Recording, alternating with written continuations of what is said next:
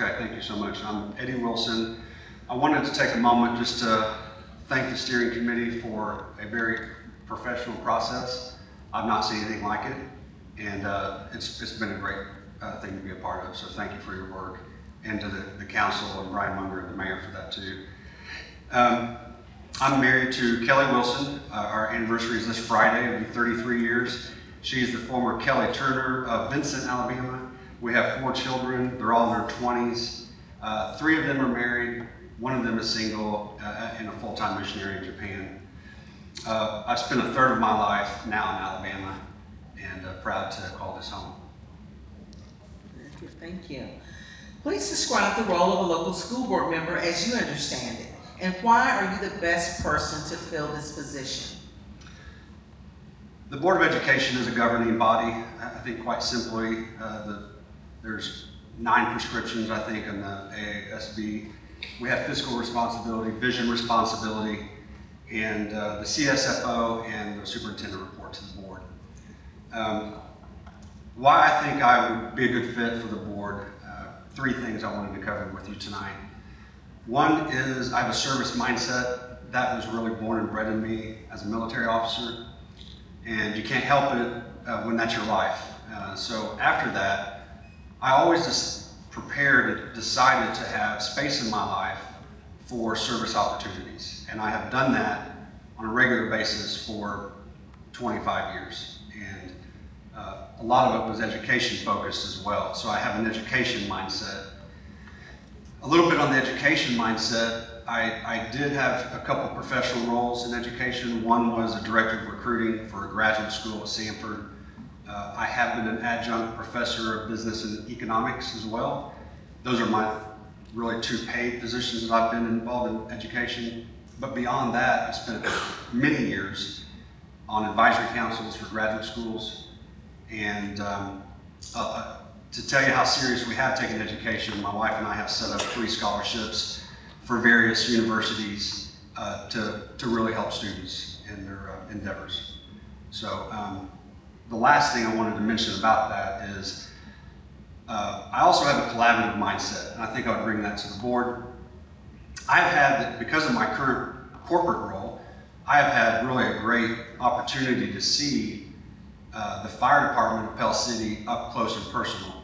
They're my customer. I've also been able to see Chief Clay in the police department, and they have a reputation for understanding their departments, but also collaborating with each other and the city council and the city manager in a way that's extremely healthy.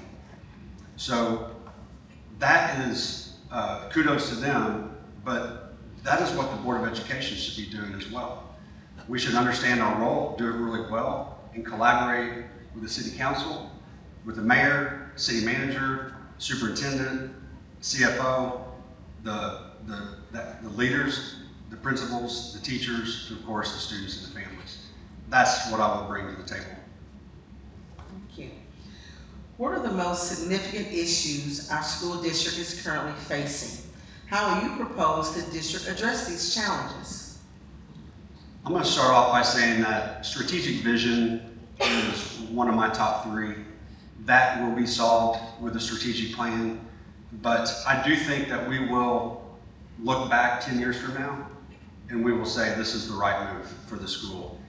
And we have some momentum happening here with a new superintendent, with the vote to appoint board members, and we have an opportunity. And I think if it's going to happen, we will make some change with that strategic vision. I would also want to take a really hard look at stabilizing talent within the system, but also recruiting. So I know recruiting and retention gets passed around a lot. It would be one of the top things on my mind to try to understand how we recruit really well and how we retain talent really well. I think the last one I would say is probably obvious, but I do want to state it, and because it is our scoreboard, and that is the report card. And so I would want to pay attention to the report card and all the items that are within that report card. The State of Alabama Department of Education scored Pell City schools an 80 in 2022, an 81 in 2023, and an 83 in 2024. What are your thoughts on this trend and the trajectory of the school system overall? Well, I've been for really 30 plus years. The military is a little different once you're in the military, but when you're in the corporate world or business world, we all are scored on performance. And if you're not moving upwards and to the right, you need to take a pretty good look at why and be honest about why that is. So I did go back and look at the report card for every school in Pell City from the last 10 years. And I just wanted to kind of talk about the facts a little bit about that. Number one, I think the facts show that the elementary schools are really anchoring that score, and kudos to the elementary schools. It's a significant score, and I think we should state that. We also have worked on chronic absenteeism, and I think we've moved the needle there. So I think the score also reflects a positive there. But there is something going on with other schools pre-COVID and post-COVID. And that was just kind of very telling right there on the scoreboard that's there for the public to see. Let me just stop and say, anytime you start talking about numbers, there are people behind these numbers. Just like when you start talking about sales, there's people behind these sales. And there are people behind these numbers that I know are trying very, very hard, and they're talented people. I just wanted to mention that. But where there are challenges, there are also opportunities. And we should I think we need to state the obvious. I don't think anybody's loving that it's just hovering in the lower 80s. So I, as a board member, I would commit to try to continue to move that upwards and to the right. All right. Are there any additional or follow-up questions from the committee? Yeah, I got one. Chronic absenteeism, you see that as a problem in our current? It was What reflected. do you do? What's your vision to fix that? Well, we What's the probably. problem? I mean, why is it a problem and how do you fix it? Yeah, why is it a problem? Maybe we could be here all night on that. Let me just address that at least we must be doing something right because it has changed positively recently. So we would probably need to do more of the same. One of the best things that I've seen in my own life was we had a person dedicated to absenteeism, and she would call every single family every single day if their kids did not show up. And so my kids need to go to school. And so one day at 9 o'clock, I get a call from the school, and she's like, where's this person and this person? I'm like, they should be in school. And so I called my kids immediately, and I said, where are you? And they're like, well, we went to Dunkin' Donuts just for a little bit. I'm like, well, you're not doing Dunkin' Donuts, you go to school. So they turned around and they laughed and they said, okay, we're gonna go to school. And so that was pretty easy, but it was also our focus for them to be in school. I remember that experience because she was a dedicated person that was very friendly, but also very determined, and she just worked on it every single day. That was her main role. Maybe something like that. Where is Crosswinds Wesleyan Church? That is in Canandaigua, New York. And so my current company took me there, and I was there for 15 years. Okay, so it's not currently where you. No, sir, sorry. We have moved back. Kelly and I Kelly's from Vincent, and I have a degree from UAB. So this is our third time back to Alabama. We have lived in the Pell City area for 5 years, and I've lived in the city limits for 2.5 years. And I really, really hope this is our last move because we've moved 12 or 13 times, and this is our homestead now. Thank you. Any other follow-up questions? Okay, Jeff? You mentioned several times about raising the overall report card. And I'm in the real estate business, and everybody gets on the Zillow app. You can see these elementary schools are doing well. And Yeah. if you scroll to the high school, it's 4 out of 10.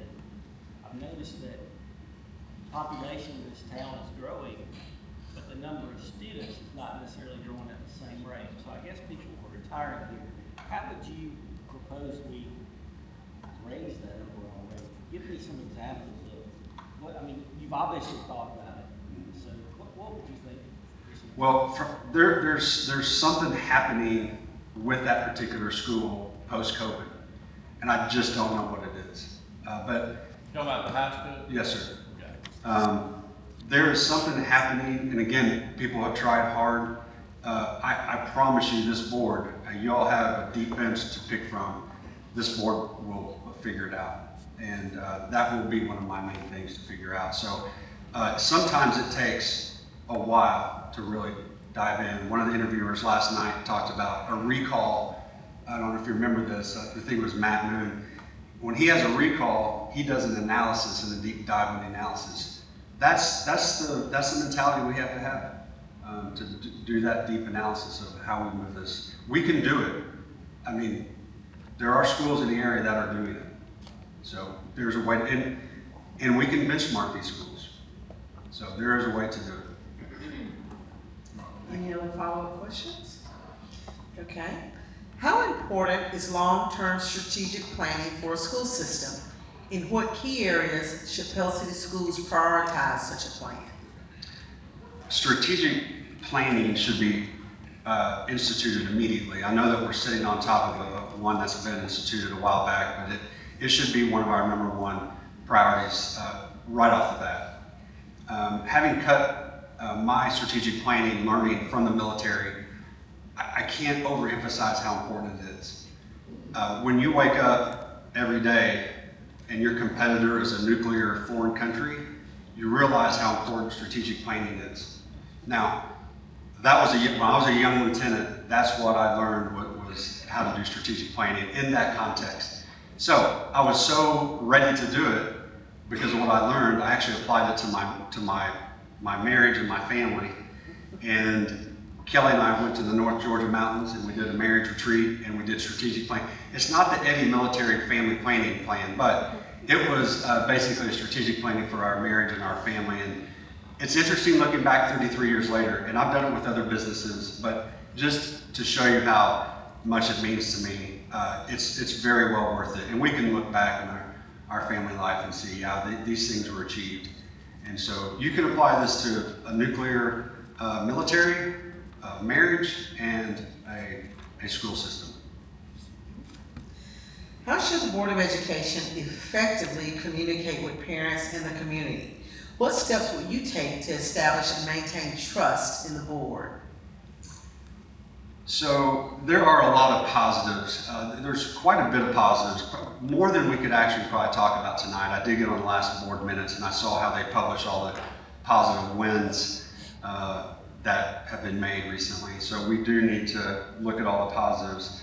Let me mention that there were 47 applicants to this. And that shows there is a lot of energy and passion around the school system. We need to harness that energy and that passion. And let me just say, if it wasn't here, that would be the problem. That would be the concern. If we didn't have the energy and passion, that would be a big problem. I would probably not be interested. But with what we have in Pell City, there's a lot here to build on. Let me present 3 ideas that I have on this particular matter.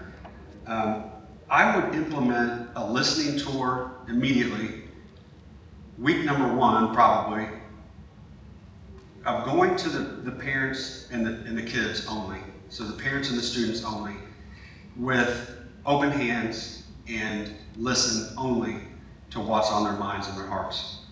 Secondly, I would establish a town hall format for our principals and our faculty and teachers and all the faculty. The town hall would involve listening, but it's also going to involve engaging with the faculty and the leaders to help build on the strategic plan and the strategic vision. Lastly, an idea that You do that like once a month or something? I would probably do it in some fashion with all the board members once a month or once a quarter, forever. And lastly, a little bit of a more creative idea. I've been in several personality profile retreats in a corporate setting and also an academic setting. I would want to do that with the school board and the superintendent and the CSFO and maybe the principals and some leadership.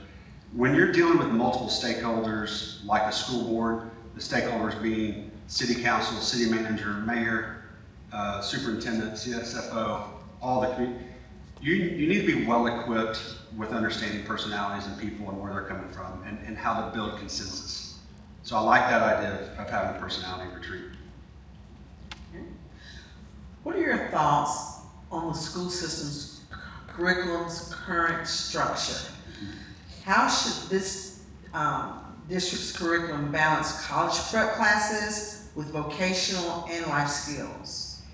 Well, the curriculum is an interesting question. That is mostly set by the state. So if there's more there that we need to look at, obviously I would be very willing to do a deep dive in curriculum and what we need to do to adjust it. But the second question, I feel like it's kind of leading to the second question. So I would do, my approach to this would be build and expand all of it. We need to have aggressive AP classes. There are students in Pell City, that's all they want. They want to be so far ahead when they get to Alabama or Auburn or whatever, and we need to have a full scope of AP coursework for them. Because some of them love that, that's all they want to do. They just want to have great grades and get way ahead in college, and colleges are changing, so we need to be very in touch with that. All of the vocational life skills I'm very for, and I would build and expand those as well. One of the ideas that I was thinking about was tapping into our automotive industry in Alabama. Did you all know we make 1 million cars a year, and we're in top 5 in the nation? Why can't we as a school system present that as an offering to be in the automotive manufacturing? One of my best friends is he's a chief engineer for GM, and he has a double major from MIT. So we can set Pell City students up, if they want to do that, to be a double major at MIT. They're out there. And so we could explore that. Another idea I had was we should tap into auto racing. We have 2 of the greatest tracks in the world, in Barber and Talladega, and there are many jobs associated with auto racing. Pit crew, the business side of it, obviously the drivers, but there's a lot behind the auto racing, and it's right here in our neck of the woods. What if we had a Pell City driver win Talladega 500? How incredible would that be? So we could offer something like that. There are also colleges devoted to auto racing. So we could tap into that. Okay. I think we just have about a minute left. Okay. And we'll give you that time to give us a closing statement. Okay. Well, there is one of my favorite businessmen of all time, and that's Truett Cathy of Chick-fil-A. I've had the great pleasure, honestly, of having a business coach of a Chick-fil-A executive who knew Truett Cathy, and so he's really helped me in my life, in my business life. So he tells me stories about Truett all the time because I love Truett Cathy, and I always have. But Truett Cathy did not pass $1 billion at Chick-fil-A until he was in his 70s. And he worked at Chick-fil-A for another 20 years. So the point of that story is we really can have our best days ahead, and we will in Pell City. So thank you all for having me tonight. Thank you so much for your time.